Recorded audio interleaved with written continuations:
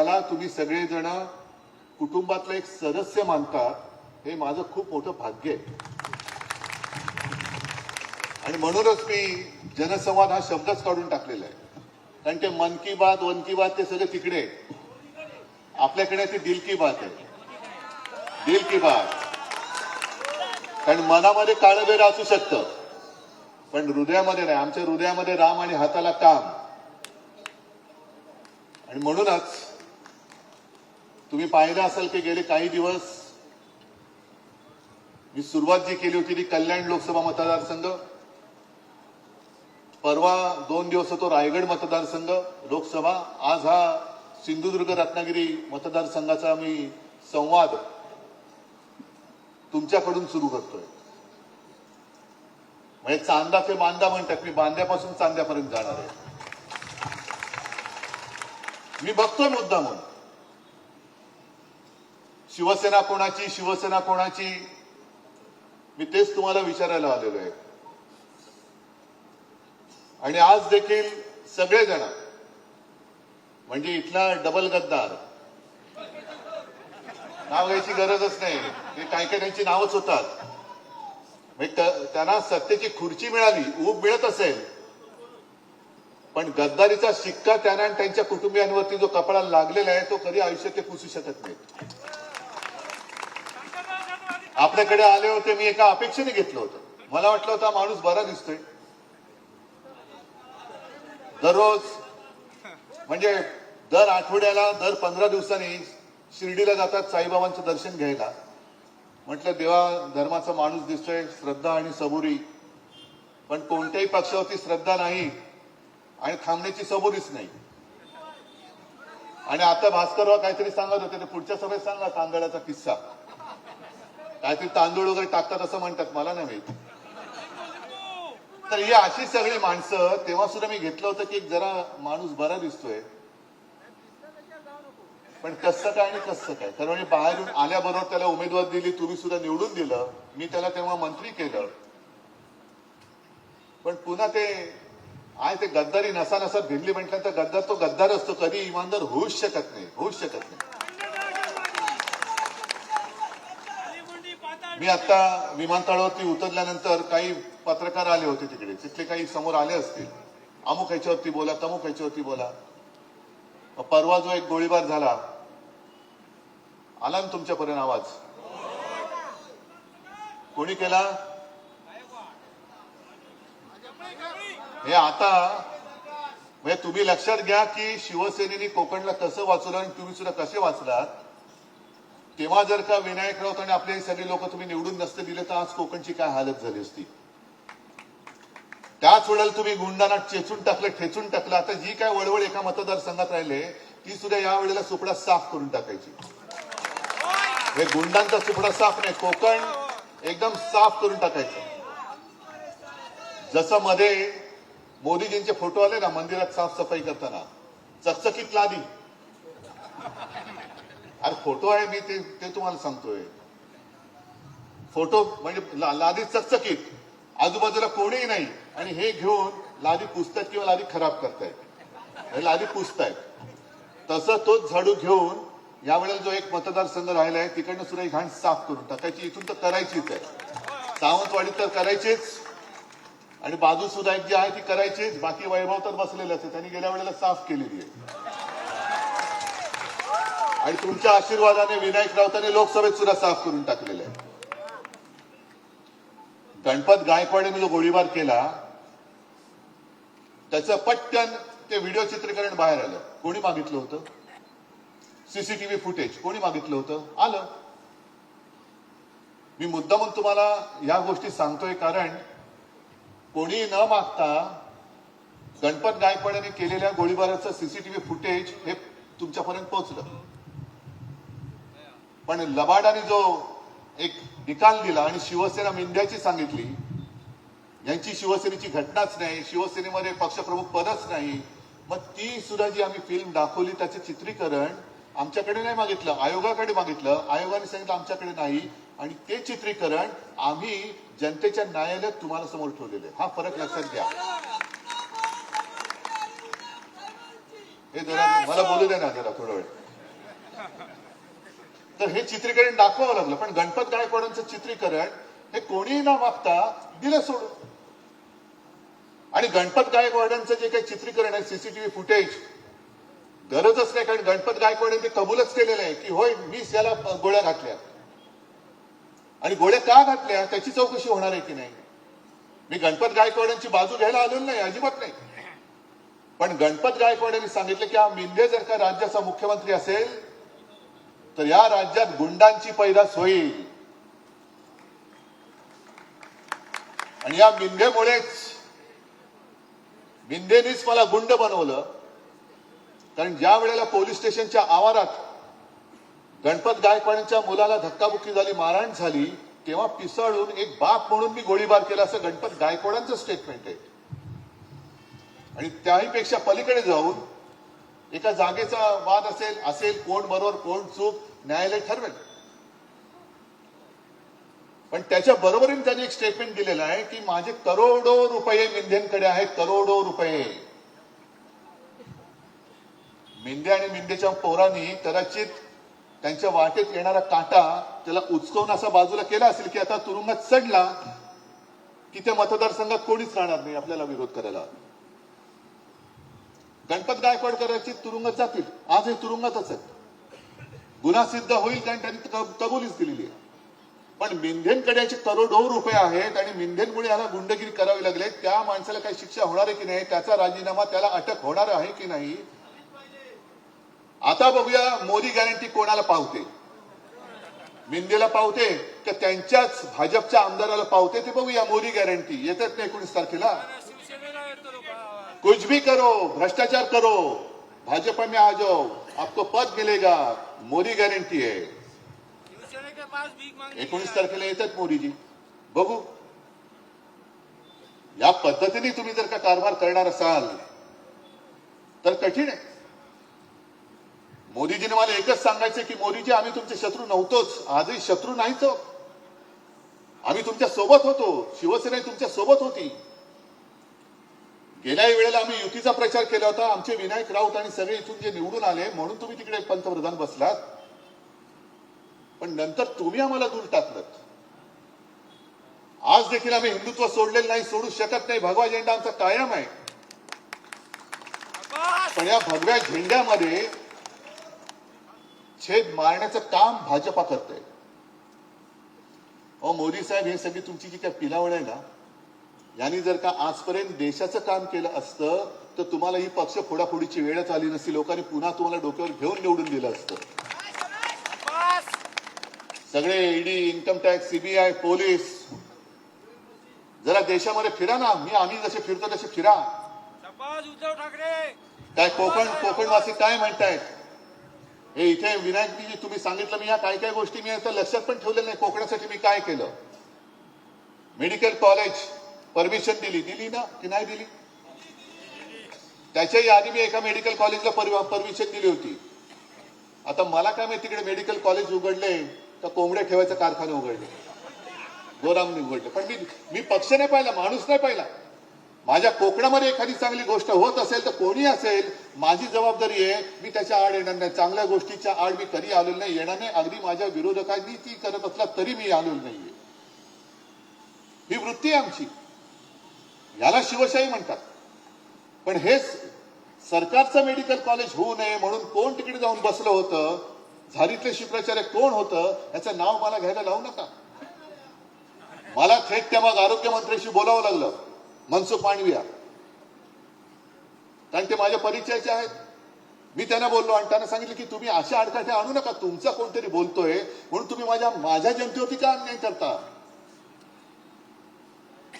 एक तर स्वतः काही करायचं नाही, दुसऱ्याला काही करू द्यायचं नाही आणि दुसऱ्या गटार फुटल्यासारखं बडबडत राहायचं. त्यांच्या नारी कोणी लागत नाही आणि लागू सुद्धा नका. विसरून जा त्यांना, ते कधी होते हे सुद्धा आता मनात ठेवू नका. कारण त्यांचा काडीचाही उपयोग आता कोकणाला आणि राज्याला राहिलेला नाही. विसरून जा. आज मी तुमच्या समोर आले ते एवढ्यासाठी आलेलो आहे की अजूनही निवडणुकीचं रणशिंग फुंकलं गेलेलं नाहीये. निवडणुकीचा नारळ जेव्हा फुटेल, प्रचाराचा नारळ फुटेल, तेव्हा या मतदारसंघामध्ये मी येणारच आहे, परत येईनच. तो काय प्रश्न नाहीये. आणि मला खात्री आहे मी नुसता प्रचारालाच येणार नाही तर विजयाच्या सभेला सुद्धा मी येणार आहे. मी विजयाच्या सभेला कारण कोकण माझा आहे. कोकण माझं आहे. सगळे कोकणवासी जे आहेत तुमच्यावरती त्यांनी जुलूम जबरदस्ती तेव्हा केली होती तरी देखील तुम्ही ताठ पाण्याने उभे राहिलात. आणि मला आठवत आहे की एक काळ मधला असा होता की गुंडागर्दीचं इकडे थैमान होतं. आपले गोवेकर काय आणखीन सगळी ही नावं वैभव बसलं त्याच्या काकांचं त्याच्यानंतर सत्यविजय श्रीधर नाईक सत्यविजय भिसे ही सगळी नावं ही कशी कोण होती काय होती यांचा अजूनही पत्ता लागलेला नाही. पण तेव्हा जर का तुम्ही कीड चिरडली नसती तर ही परंपरा ही यांची घराणेशाही गद्दारांची घराणेशाही ही आज पण चालू राहिली असती. माझ्यासमोर एक मी मुख्यमंत्री असताना काही प्रकल्प जरूर आले होते. वैभव तू पण आला होता. आपले सगळे इथली लोक आली होती. मग पर्यटनाबद्दल असेल आदित्य तेव्हा पर्यटन मंत्री होता. कोकणाला चांगला सागर किनारा लाभलेला आहे त्याच्यासाठी सुद्धा आपण एक धोरण ठरवत होतो. आणि पर्यटनासाठी एक असा प्रकल्प माझ्या समोर आला होता. मी म्हटलं याची खातरजमा करा आणि गो अहेड. कोणता प्रकल्प होता? पाणबुडी पर्यटन प्रकल्प सबमरीन. मी गो अहेड दिला त्याला. दुर्दैवाने यांनी गद्दारी करून सरकार पाडलं आणि मधल्या काळामध्ये एक नौदल दिन साजरा झाला इकडेच किनाऱ्यावरती झाला होता ना मालवणला म्हणजे आपल्याच किनाऱ्यावरती. मला पण बरं वाटलं की अरे अटलजींच्या सुद्धा जे लक्षात आलं नाही ते यांच्या लक्षात आलं. आणि नौदल दिन प्रथमतः मला माझ्या माहितीप्रमाणे कोकणामध्ये साजरा झाला. सगळं तो आपला काय तो ती शक्ती प्रदर्शन झालं. प्रधानमंत्री आले.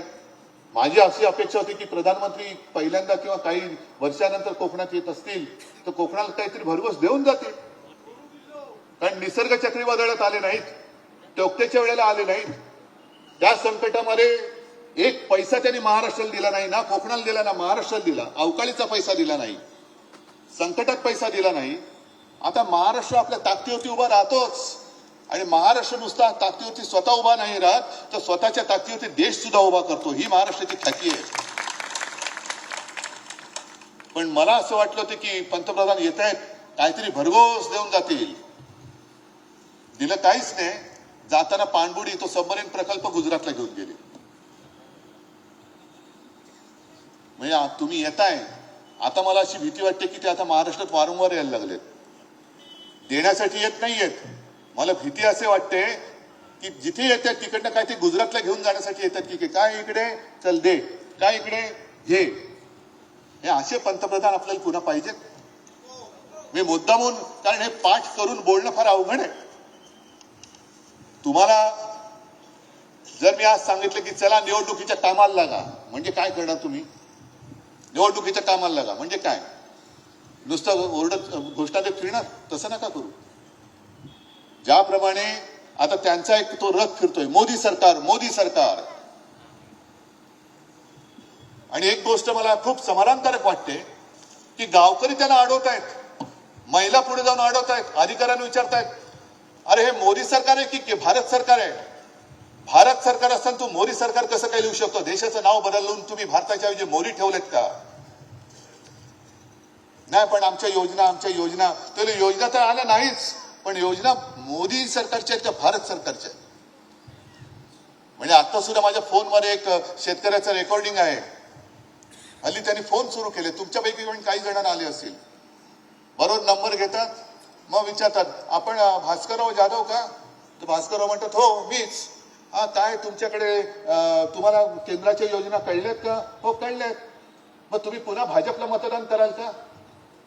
पण तो जो शेतकरी विदर्भातला त्यांनी सांगितलं की ताई ऐका मी आजपर्यंत भाजपला मत देत आलो जरूर देत आलो पण आम्हाला काय मिळालं? मग इकडे तो विषय नाहीये पण विदर्भातला आहे. सोयाबीनचा त्यांनी भाव सांगितला की 14 साली काय होता आणि आता काय आहे. तुमचं आयात निर्यात धोरण हे कसं आमच्या शेतकऱ्याच्या मुळावर येत आहे. आणि हे सगळं 10 वर्ष मी अनुभव घेतल्यानंतर एक वेळ मी माझ्या मुलाबाळांचं आत्महत्या करेन पण पुन्हा भाजपला मत देणार नाही हे तो शेतकरी सांगतोय. हे साधे शेतकऱ्याचं म्हणणं. आणि म्हणून मी तुम्हाला सांगतो की तुम्ही आज या सभेसाठी एकत्र आलात. ही सभा आहे. या सभेमध्ये तुम्ही एकमेकात चर्चा नाही करत पण जेव्हा तुम्ही गावात जाल तेव्हा गावावरती, पारावरती, वाड्यांमध्ये पारावरती झाल्यानंतर कुठे चहाची टपरी असेल, ज्याप्रमाणे 2014 साली भाजपने एक कार्यक्रम केला होता, चाय पे चर्चा. आता आपण उलट करायचं, होऊन जाऊ दे चर्चा. आणि प्रत्येक गावकऱ्यांना, महिला असतील महिलांनी महिलांना विचारायचं, पुरुषांनी पुरुषांना, तरुणांना तरुणांनी. कारण आता जो अर्थसंकल्प सादर केला निर्मला सीतारामन बाईंनी, आम्ही आता देशामध्ये 4च जाती मानतो, एक तरुण, एक महिला, एक गरीब आणि शेतकरी. हे 4ही वर्गांना आम्ही सांगतोय की तुम्ही एकमेकांमध्ये बोला.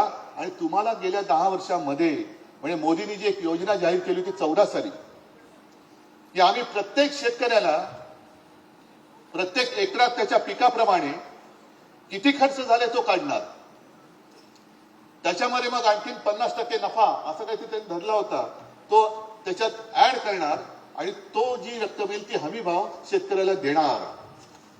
त्याला माझं आव्हान आहे, या कोकणामध्ये तसे मराठवाडा विदर्भासारखे शेतकरी तसे नसतील, पण मी महाराष्ट्रामध्ये जो फिरणार आहे तो ह्याचसाठी फिरणार आहे की शेतकऱ्यांना बोला, तुम्हाला पीक विमा वेळेत मिळाला का, इथे काजू आहे, आंबा आहे, तुम्हाला कधी नुकसान भरपाई आता मिळाले का. बरं, पहिला प्रथम मी त्यांचं काही उडं काढण्याच्या आधी इकडे चोपटेचा फटका बसला होता की नव्हता बसला, निसर्गाचा बसला होता की नव्हता बसला, बसला होता ना. कारण मी आलो होतो तेव्हा इकडे, निसर्ग चक्रीवादळाच्या वेळेला मला वाटतं मी आलो होतो. आणि त्यावेळेला मी मुख्यमंत्री असताना जी मी मदत केली होती ती तुम्हाला ज्यांचं नुकसान झालं होतं त्यांना मिळाली होती की नव्हती हे जाऊन विचारा, माझी तयारी आहे.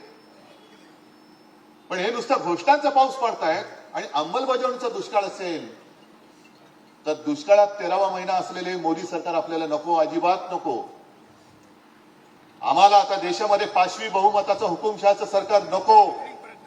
आम्हाला इंडिया आघाडीचं मिलीजुली सरकार चालेल, कारण ते सगळ्यांना सांभाळून घेऊन पुढे जाणारं सरकार असेल. या ज्या काही योजना आहेत या योजना सुद्धा तुम्ही विसरला असाल. एकदा त्यांनी ते भास्करराव तुम्ही आहात, रमेश तुम्ही पण आहात, जे आमदार आहेत, मला वाटतं पहिलंच अधिवेशन असेल, देवेंद्र फडणवीसांनी ते काहीतरी भारूड केलं होतं ना, की त्या काय ती बसली 3 गावं, एक 2 बसली, एक वसेची ना, एक होईची ना, ते तहीची ना. आणि मी त्याला उत्तर दिलं होतं, 15 लाख रुपये येत आहेत, 15 लाख रुपये यायची ना. विधानसभेच्या सभागृहात बोललो होतो.